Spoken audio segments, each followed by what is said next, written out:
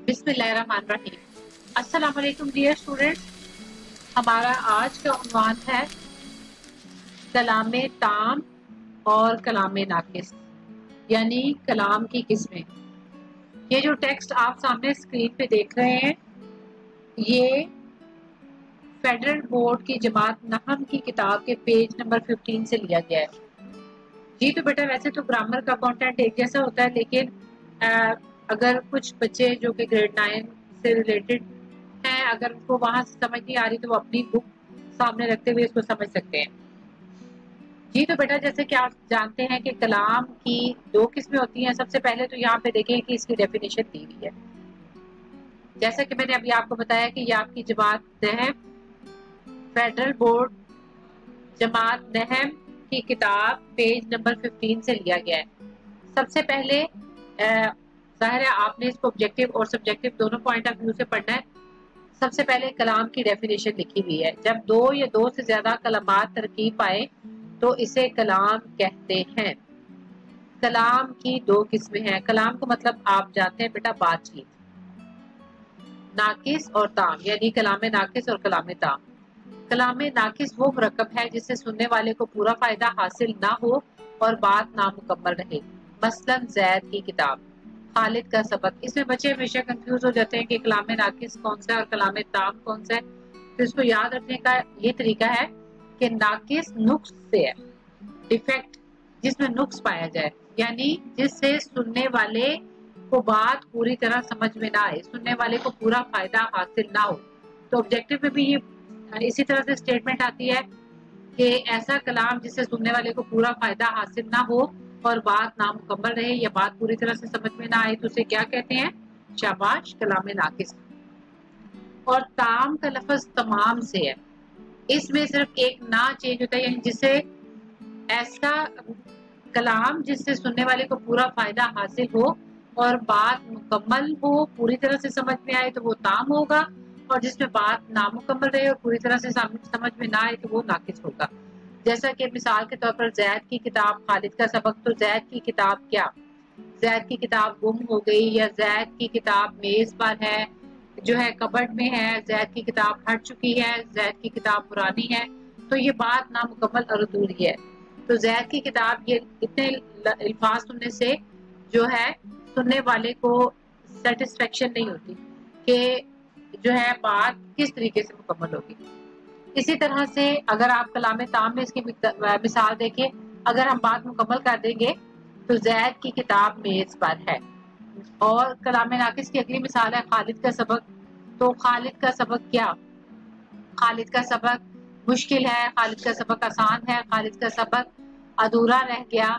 तो अगर हम मुकम्मल बात, खालिद का सबक कहने से पूरी बात समझ में नहीं आती, उसमें डिफेक्ट है, नुक्स है, ना बात नामुकम्मल है, समझ में नहीं आती, लिहाजा ये कलाम नाकिस है। इन कलामात से सुनने वाले तक बात मुकम्मल नहीं पहुंची और वो मजीद किसी बयान का मुंतजिर रहता है कि इससे अगली बात क्या है। ऐसे कलाम को मुरक्कब नाकिस या कलाम नाकिस कहते हैं। अब अगली डेफिनेशन है कलाम ताम। कलाम ताम, जैसे कि मैंने बताया कि आप इसको तमाम से मुकम्मल से ज़हन में रखेंगे। कलाम ताम वो मुरक्कब है जिससे सुनने वाले को पूरा फायदा हासिल हो।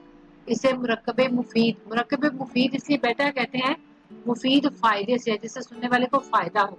या जुमला इसको इसलिए कहते हैं कि जुमले की डेफिनेशन क्या है कि जिससे सुनने वाले को पूरी बात समझ में आए, जुमला मुकम्मल होता है।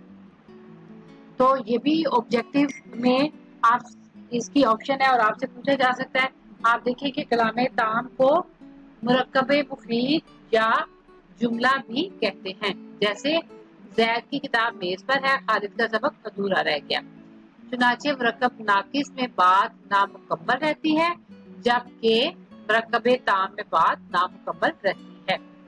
जी तो बेटा, इसी तरह से ये जब आपका जो कवायद का पोर्शन है उसमें सवाल आता है, अक्सर बोर्ड के पेपर में यही सवाल आता है कि कलाम नाकिस और कलाम ताम में फर्क बताएं।